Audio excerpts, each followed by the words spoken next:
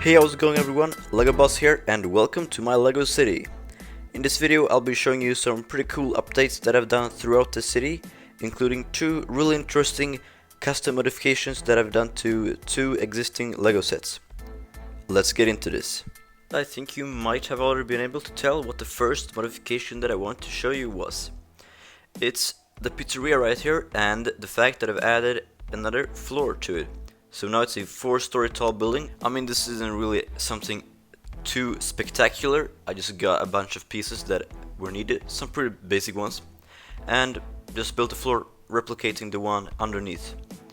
I of course don't have the pizza stickers for the windows, so that's quite unfortunate, you know, but I think it looks good nonetheless. And maybe I'll use this new floor to maybe make a tiny apartment for the pizza man that works in the pizzeria. Perhaps, I don't know, I'm not sure.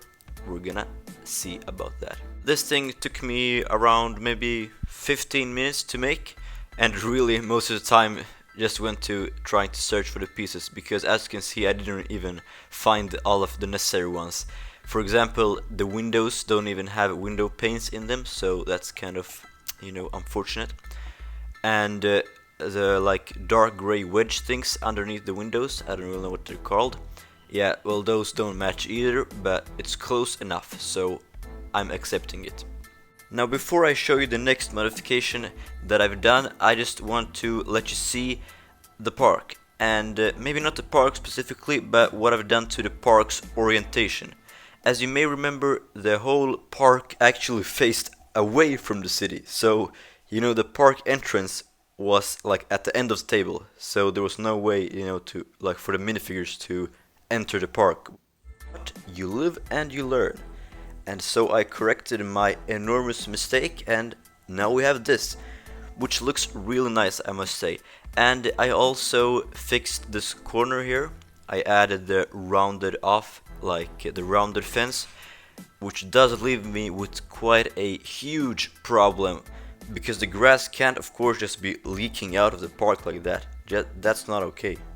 Now I'm thinking about either having the fence go this way, so it leaves like a barrier between the whole horse show area and the rest of the park, or just have it continue to the end of the horse area. And I mean, I don't really know, because I do kind of want some sort of barrier between the regular park and a place where, you know, animals like horses are like sprinting around and stuff, because that does feel like a safety concern actually. So that will have to be dealt with, and I will of course update you when I have decided what to do with that. Moving on to a super epic modification of a pre-existing Lego set. Welcome to the school and my next modification. As you can see, I've built a classroom. Well, the classroom is kind of, you know, not good looking from the inside, but the outside appearance is of course the most important. No, wait, hold. Okay, but in this case, the outside appearance is the most important actually. And as you can see, I didn't have most of the colors needed, nor did I have the windows, but you know, I made use of what I had, and I do think it turned out pretty nicely. You know, if you just like glance by, you don't even notice those like weird regular yellow pieces sprinkled throughout the facade. And please ignore the green side if you can. And also that tile awkwardly sticking out one stud at the end. Alright guys, that does it for this Lego City update. Not too much stuff to show this time, but you'll be surprised by what's about to come in the next one, so stay tuned for that. If you enjoyed this video, please leave a like and maybe even subscribe, as both of those things help out the channel quite a lot. That's all for this time, see you in the next video.